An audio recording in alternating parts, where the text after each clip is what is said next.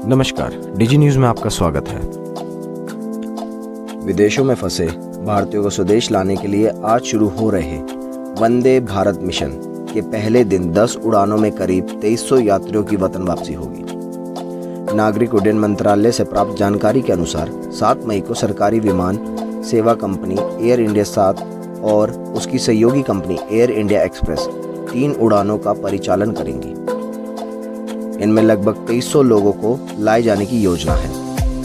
Boarding से पहले हर यात्री की स्क्रीनिंग की जाएगी और जिनमें कोविड-19 के लक्षण होंगे उन्हें टिकट होने के बावजूद विमान में सवार होने की अनुमति नहीं दी जाएगी। वहीं अभी तक के सबसे बड़े अभियान के सिलसिले में तैयारियों को दुरुस्त करने के लिए विदेश मंत्रालय में बुधवार को कई बैठकें हुई। साथ ही हवाई अड्डों को भी इसके लिए तैयार किया गया, क्योंकि आज अबू धाबी से एयर इंडिया की एक उड़ान भारत भी आ रही है। सूत्रों ने बताया कि विदेश सचिव हर्षवर्धन श्रृंगला ने वंदे भारत मिशन नामक इस अभियान में उपयुक्त समन्वय सुनिश्चित करने के प्रयास के तहत कई राज्यों के मुख्य सचिवों के साथ वीडियो कॉन्फ्रेंस की। सूत्रों के मुताबिक विदेश मंत्री एस जयशंकर इस मिशन के क्रियान्वयन पर खुद ही नज़र रखे हुए हैं और उन्होंने इस विषय पर कई बैठकें की, जिनमें गृह मंत्रालय, नागर विमान मंत्रालय, स्वास्थ्य मंत्रालय एवं राज्यों के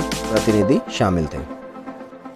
विदेश मंत्रालय ने इस काम के सिलसिले में अधिकतर राज्यों के लिए नोडल अधिकारी नियुक्त किए हैं। इस बीच देश में हवाई अड्डों पर कोरोना वायरस लॉकडाउन के चलते विदेशों में फंसे भारतीयों के आगमन के लिए पूरी तैयारी कर ली गई है।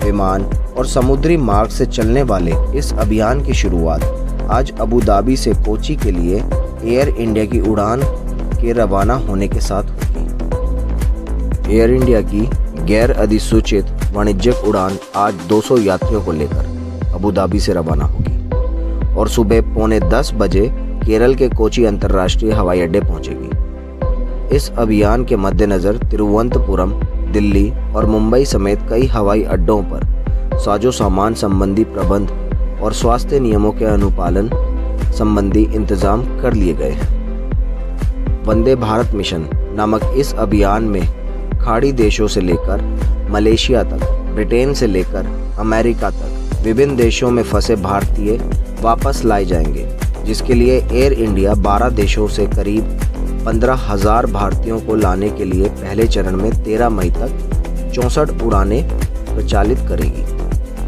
13 मई के बाद निजी भारतीय एयरलाइनें भी भारतीयों को वापस लाने के इस काम में जुड़ सकती हैं। कुल 1000 लोग नौसेना के जहाज INS जलाश्व और INS मगर से पहली यात्रा में वापस लाए जाने हैं। अभियान के तहत 64 उड़ानों से संयुक्त अरब अमीरात, Britain, America, Qatar, Saudi Arab, Singapore, Malaysia, Philippine, Bangladesh, Bahrain, Kuwait और ओमान से फंसे हुए भारतीय लाए जाएंगे। इस खबर में फिलहाल इतना ही। तमाम अपडेट्स के लिए आप बने रहिए डिजी न्यूज़ के साथ।